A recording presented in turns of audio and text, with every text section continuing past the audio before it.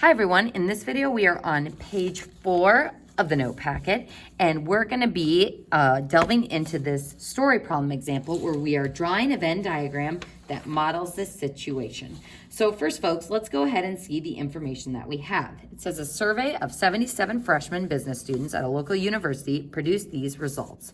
So 77 total students were surveyed. That 77 is going to be important because that represents our universal set, which is the sum of everything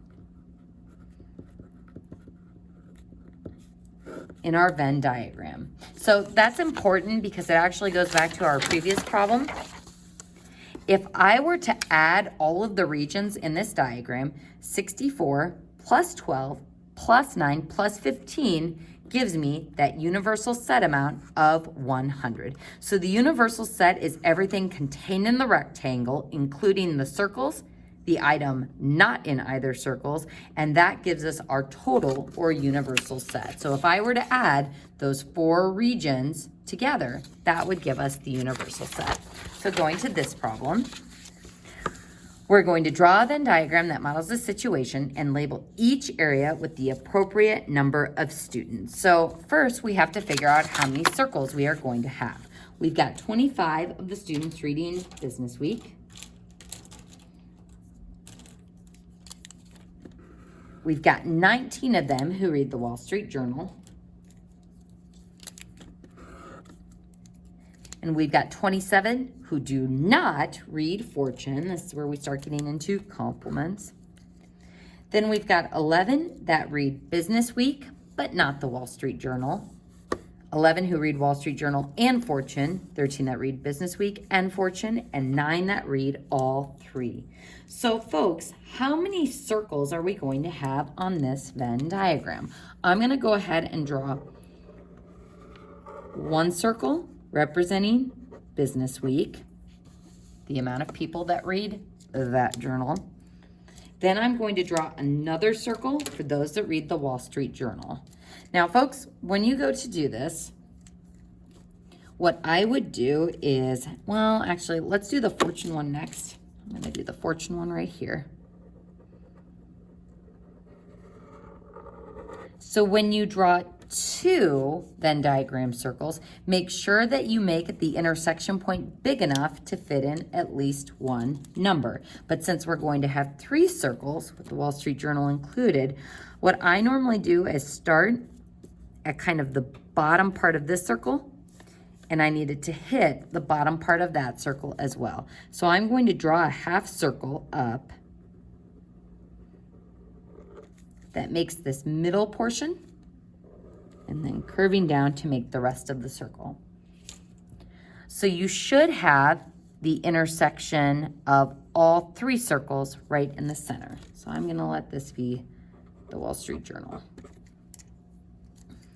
Now, in addition to having my 3 circles, we also need that large rectangle or square, whatever, that represents our universal set.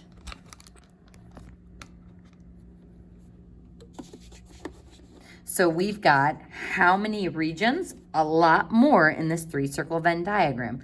We've got 1, 2, 3, 4, 5, 6, 7, 8 regions that we will need to fill out the numbers for. So folks, as a general rule, how I always start with filling out a Venn diagram is I try to find the intersection. Now on this one, we want the intersection of all of those circles. We've got 9 who read all 3 of those journals. So 9 goes in the very center of your Venn diagrams.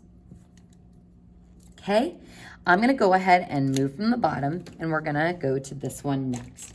We've got step 2, we've got 13 who read Business Week and Fortune.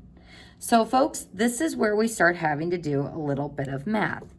We've got 13 who read Business Week and Fortune. So that means the intersection of those 2 circles right here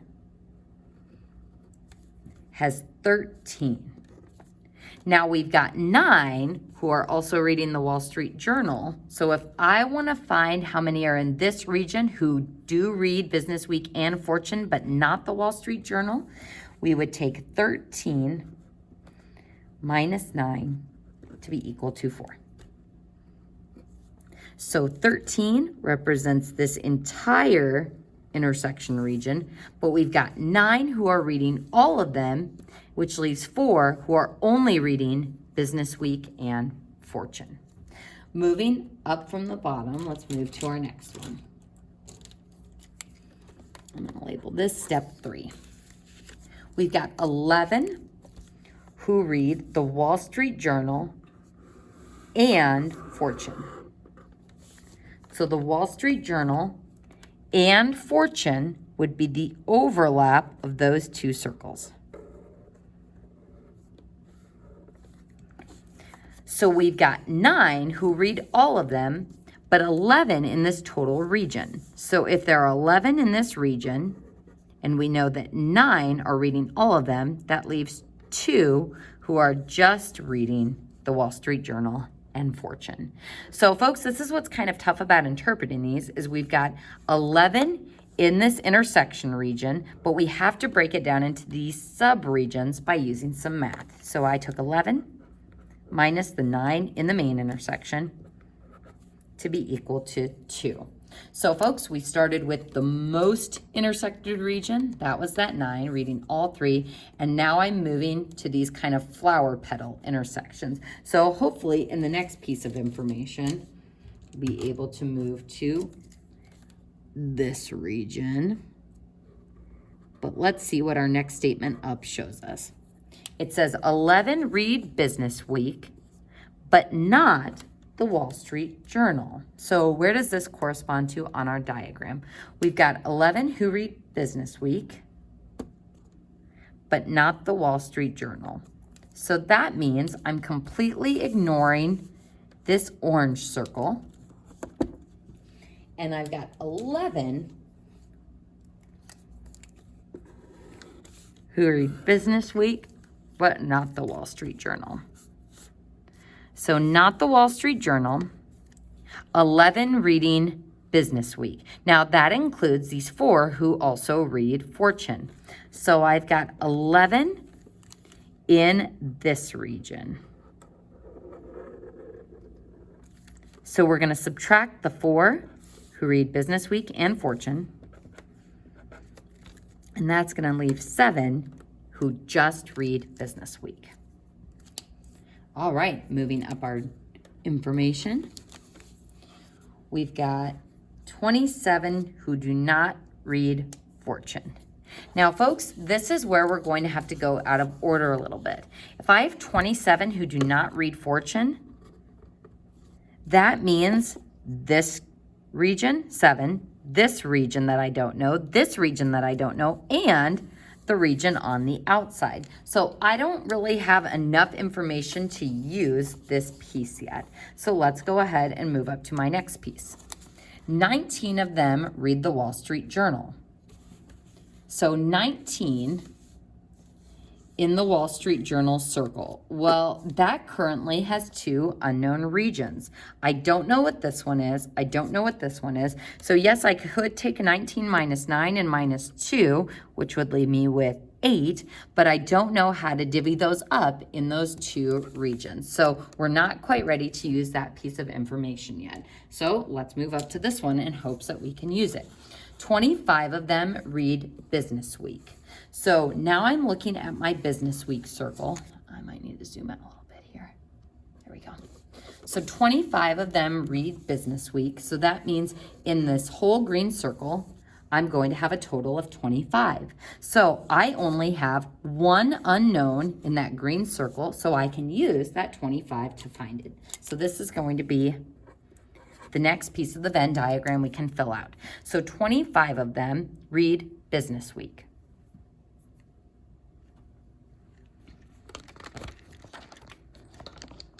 Sorry, folks. Problem with the camera there. Let me just slide this over a little bit. Okay, there we go.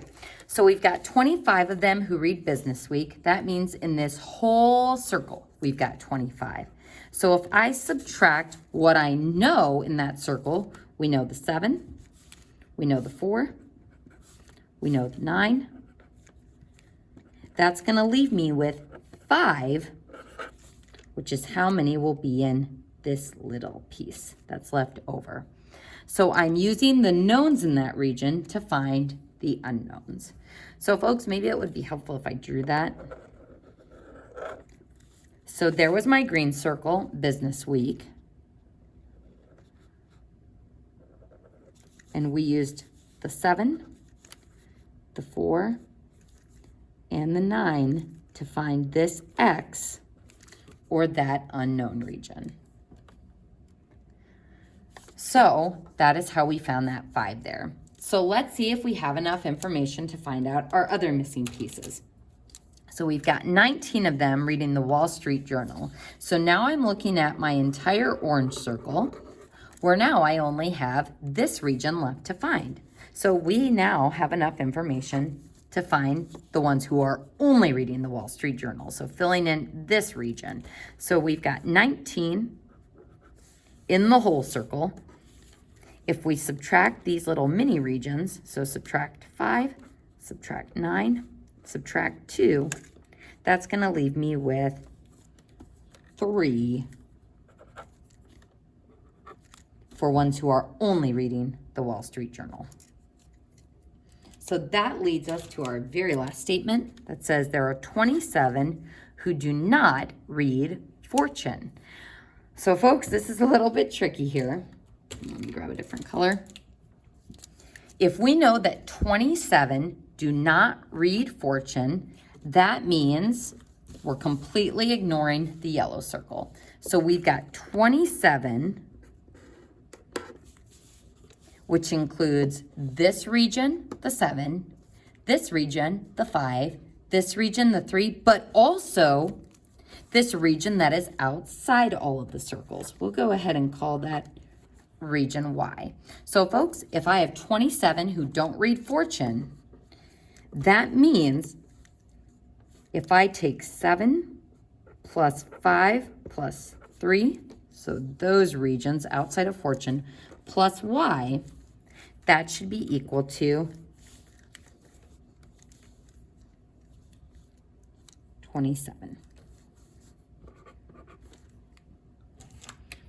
So if I take 27 minus 7 minus 5 minus 3, that gives me 12. So that is how I found this amount.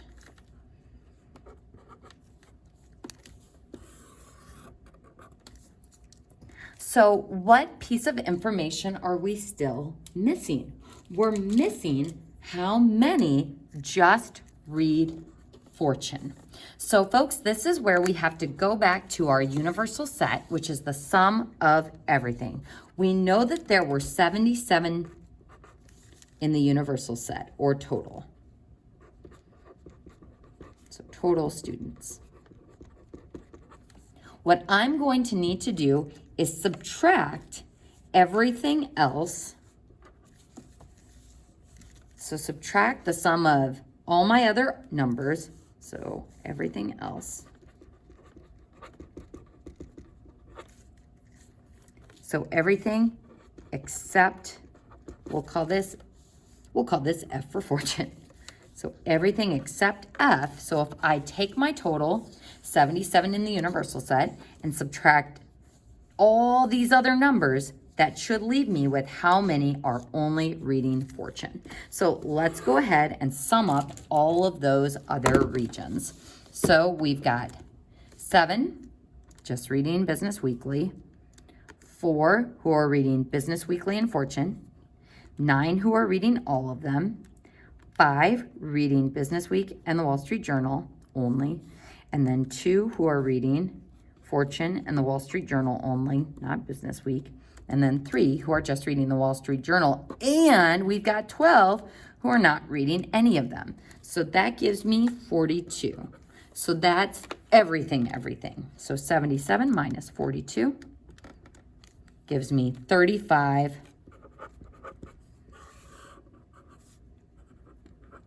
in that last region. Woo! So folks, these are really good story problems to be working through. They emphasize the vocab involved with Venn diagrams. What does it mean to be in a set? What does it mean to only be in the intersection of that set? So these are great kind of algebraic problems to work through. We're looking for unknowns, which is why I like to throw in some variables there, and we're trying to use our given information to find it. Now folks, if you're like, well, how did we know to go in this order? Always start with the smallest intersected region. Always start from the center and work your way outwards. So work with your intersections first. So that's where we got into these ones.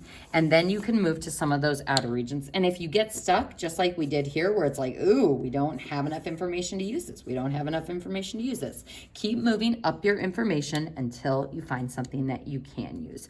So folks, moving on to our next problem, this notation, n parentheses a, means find the number of elements in set A. So to apply this to the problem we just did, if I wanted to find n parentheses, read business week, that means the number of elements that are in the business week circle. So that would be the total in that business week circle. So if we take 7 plus 4 plus 5 plus 9, that gives me 11, 16, 25. So there are 25 in that business week circle. Next, we want the number of people who read all three. That is our innermost item, or 9. So 9 in that little kind of intersection shaped triangle-ish kind of thing. Now, looking at our next example, it says, consider the universal set is a deck of cards. So this is why we've kind of been reviewing some of that card knowledge. So the universal set is a deck of cards. If C is the set of all clubs, we'll do that in black. So if C is the set of all clubs, and D is the set of all face cards, which means the jacks, the queens, and the kings, then how many elements are in C union D? So folks, this is where we get into the union rule. If I want to find the union of those two sets, we need to be careful to not double count items in both sets.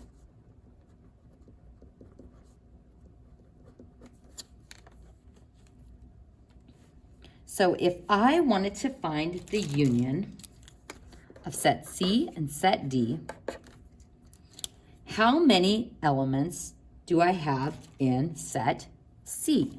So how many total clubs do we have?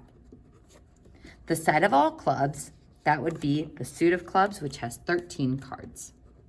And again, folks, we're gonna keep practicing that over and over, our key features of a deck of cards. But if you need to use your little half sheet, you can count that there are 13 cards in the club suit.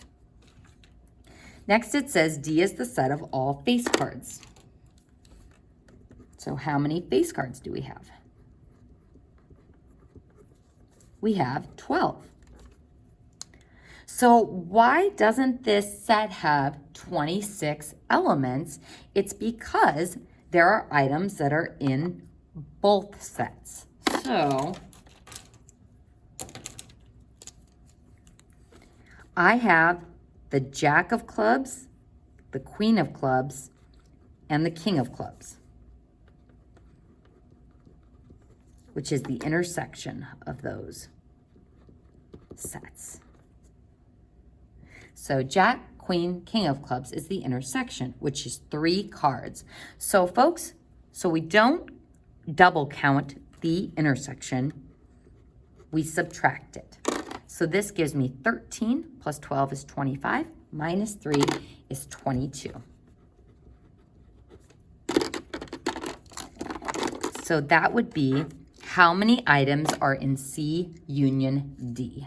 Now, sometimes just seeing it written out algebraically like this is a little bit tougher to understand. So what I would do is I would think about this in terms of a Venn diagram, because this is similar to that intro activity that we did in one of the other videos. So if this is clubs, I have 13 clubs in this circle. I have 12 face cards in this circle. Now, if I want to find the union of these, if I tried to lay out a deck of cards here, we wouldn't be able to put 26 cards down because I have a king of clubs that is both a club and a face card. So I can't put it in both of these circles, which is why we can't just add these together and say that it is 25, because there aren't 13 cards over here and 12 cards over here. We have to consider the intersection or the overlap. So I'm going to go ahead and redraw this. Running out of space here. I'm going to redraw this with clubs here and face cards here. And how many cards do I have that are both clubs and face cards? 3, the jack, queen, king of clubs. So there are 3 in the intersection. So that means I have 9 face cards that aren't clubs. So that would be the jack, king, queen of diamonds, the jack, king, queen of spades, and the jack, king, queen of the hearts. So there would be 9 or 3 from each suit. So then how many clubs do I have? The non-face cards, which there would be 10 of those. So minus the 3 face cards would be 10 clubs here. So folks, if I wanted to find the union of these two sets, we would take 10 plus 3 plus 9, which gives us 22. So I think it's important to see the Venn diagram representation of this and also just kind of the logical explanation of this. So we can represent this, that the rule for counting the number of elements in a union as such. So I call this the union rule. And it says, when I want to find the number of elements in the union of two sets, we have to consider the number of elements in the first set plus the number of elements in the second set. And then I must subtract the intersection. And what subtracting the intersection does is it keeps you from double counting. It's like I can't have I can't have the jack, king, queen of clubs over here and over here. So by subtracting the intersection, we only count each of those cards once. So this is the union rule, and it's going to come up a lot in this unit and the next unit. So folks, that concludes page 4 of the notes, and it concludes this video.